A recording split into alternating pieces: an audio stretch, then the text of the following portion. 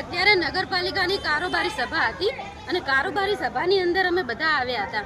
હવે કારોબારી સભાની અંદર સર્વપ્રથમ તો એ કે રાધનપુરની અંદર વોર્ડ નંબર 1 થી 7 ના તમામ મુદ્દાઓ અમે લઈને આવ્યા હતા।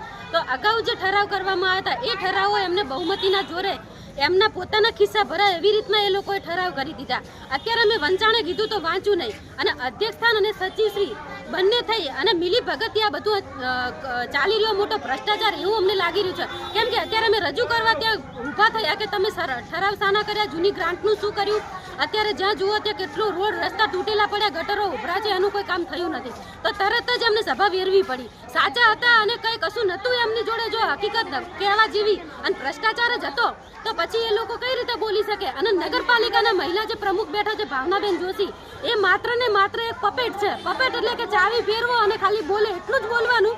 અત્યારે અધ્યક્ષે બોલવું જોઈએ ભાવનાબેન, એની જગ્યાએ દેવજીભાઈ પોતે બોલવા બેસી ગયા। દેવજીભાઈ તો કારોબારી ચેરમેન છે, કારોબારીમાં કહેશે અમે બધું બોલીશું, સાંભળીશું, પણ અત્યારે ભાવનાબેનને બોલવા દેવા જોઈએ ને આજ સુધી ક્યારે ભાવનાબેન બોલ્યા નથી। માત્ર ને માત્ર એમના ઈશારા પ્રમાણે સહીઓ કરવી, નગરપાલિકામાં ક્યારેય આવતા નથી।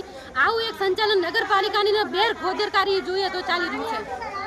રિફ્રેશિંગના જે નાણાં બાબતે તમે શું કહેવા માંગો છો?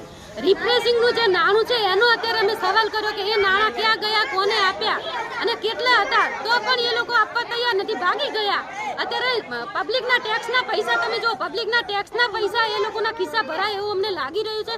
રાધનપુર નગરપાલિકામાં 23 આંગણવાડીઓ બાળ મંદિરો છે, 23 આંગણવાડીઓમાંથી માત્ર ને માત્ર 3 કે 4 આંગણવાડીઓ સરકાર જોડે હોય અને બાકીની બધી જો પ્રાઇવેટ આવી રીતના ભાડું આપીને કરવું પડતું હોય તો શિક્ષણનું તમે કેમ નથી વિચારતા? અત્યારે લાઇટ બિલ 5-6 કરોડ રૂપિયા બાકી પડ્યું નગરપાલિકાનું, 6.5 કરોડ જેવું પાણીનું બિલ બાકી પડ્યું છે, તો એ છતાં પાણી મળે નહીં, લાઇટનું આટલું બિલ બાકી, તો એમની રૂમમાં જો નવા આવેલા પ્રમુખ માત્ર એસીમાં બેસવા માટે આવ્યા હોય એમ નવી એસી ખરીદી તો જે બિલ વીજળીનું બાકી પડ્યું તો તમારે ભરવું નથી। નવા તમારા એ સંસાધનો શું પબ્લિકના ટેક્સના પૈસા તમારા માટે જ છે, તમારા આઈઆઈસી માટે જ છે। તો અમે એ પ્રજાને પૂછવા માંગીએ છીએ કે તમે રેગ્યુલર ટેક્સના પૈસા ભરો છો તો પછી તમારા ટેક્સના પૈસા આ લોકોને આપો છો કે શું છે? આપનું નામ? મારું નામ જયા ઠાકોર, વોર્ડ નંબર 1 નગર સેવક।